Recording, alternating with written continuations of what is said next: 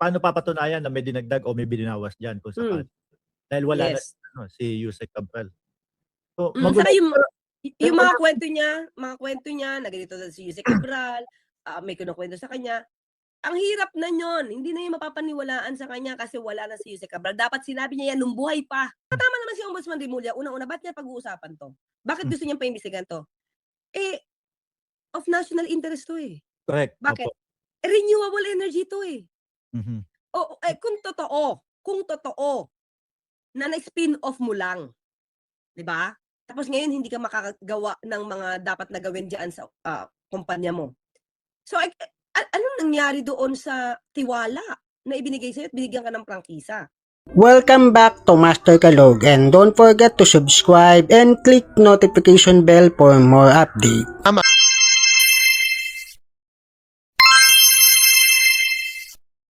Nakikita ko kasi eto sa akin lang to, attorney.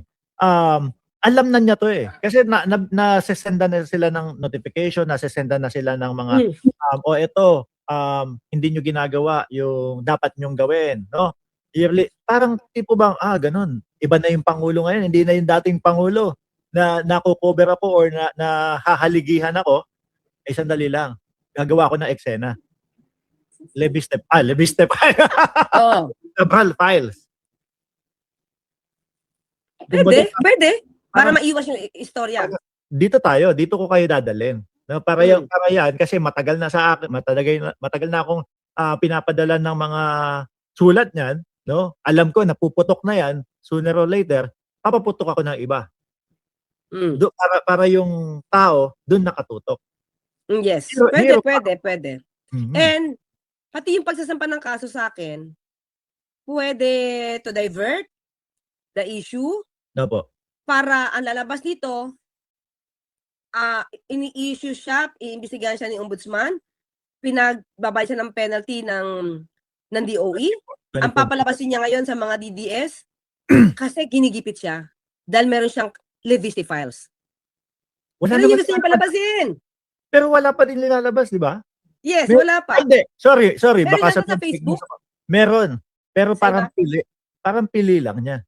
Actually, hindi ko pa siya nakita talaga eh. Meron ako mga nakita pero sa Facebook sa Facebook.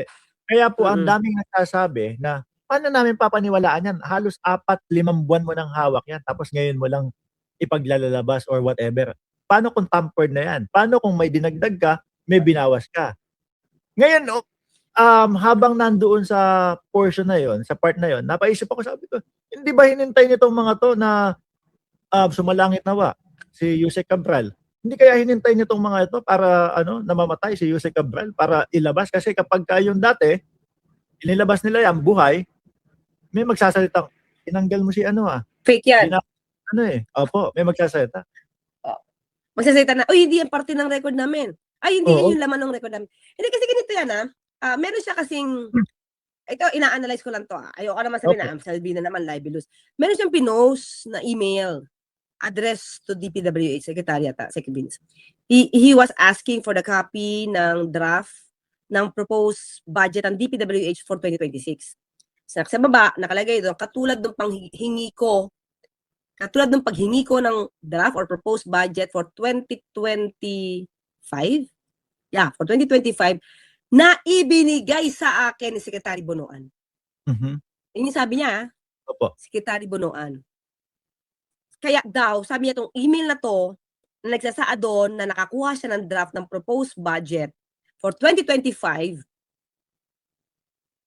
para bang cornered na si Sec Vince dahil talaga naman daw na alam ni Sec Vince yung pagkakasabi niya tungkol sa 2025 proposed budget. Tandaan natin si Sec Vince, kailan naman siya naging secretary ng DPWH. Opo. So para inattach niya daw yung mga resibo, yung mga proposed budget doon sa email niya. Pero ang nagtataka ako, akala ko ba itong proposed budget na nakita mo ay bigay ni Yusek Cabral? Bakit dyan sa email mo ang nagbigay sa iyo sa Secretary Bonoan? He never mentioned the name of Yusek Cabral. Which is which? Magulo. Magulo. Diba? So, at ang sabi din naman ng Ombudsman, yung mga files ng mga nasa ibang kamay, hindi siya masasabing conclusive evidence. Kasi pwede siyang matamper, pwede siyang ma-edit, pwede siyang ma-alter. So, ang kikilalanin na lang ng ombudsman ay kung ano yung files na nandun sa kanila.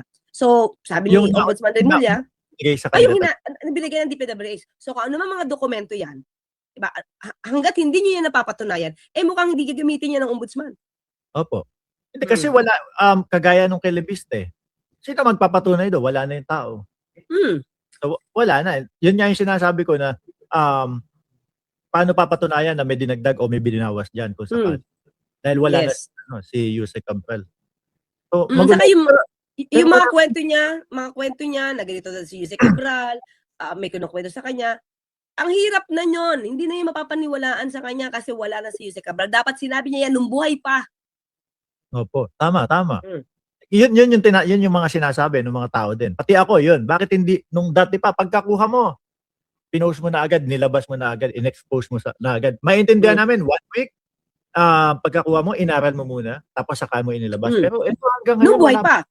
Opo. Diba? Nung buhay pa si Yusek. And Mark, dagdag ko na to. Hindi lang naman siya nag-iisa, pagpaumanhin, pero dadagdag ko na to. FYI lang. Hindi lang siya yung ganyan. Even Mayor Magalong. Sinabi niya, please lang, kayo naman, kayo sa issues everyday. Updated tayo Nakita ko yung 110 million na tennis court. Pero hindi naman siya naimbestigahan, di ba? Well, anyway, di ba, ang sinabi niya kasi, Mark, na nung tinatanong niya daw si Yusek Cabral, nanginig.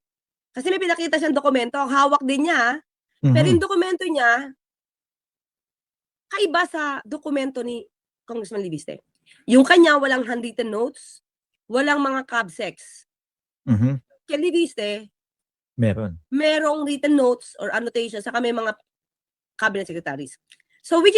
Ano yung totoo dyan? Tapos, sinabi rin ni Mayor Magalong na pinakita niya daw ito kay Cabral, nanginig daw. Tapos, humingi ng tubig at hindi makasagot. Ang tanong natin, Mark, ikaw naman, sabi ko, updated ka sa news. Nadinig mo na ba to na sinabi ni Mayor Magalong sa anumang news nung buhay pa si Yusek Cabral? Alin po yun? Yung sabi niya, nanginig. Diba? Yun na nga, sabi ko, di ba dapat? Parang lumalabas lahat ng pagkatapos na. After na. Yes. Na hindi na makakapagsalita yung patay kung oo ba o hindi. Wala na. Opo. Kumbaga yung mga nagnakaw, hindi, pinamana sa akin ni ano yan eh. Pinamana sa akin ng namatay na. Paano matatanungin yun? Sinabi, di ba? Sinabi ni Lolo, akin yan eh. Di ba? So, kaya dapat lagi. Hindi yun ma-admit in evidence. Katulad yan, uminom ako. Ibig mo sabihin, nanginginig ako sa iyo, Mark? Dahil uminom ako?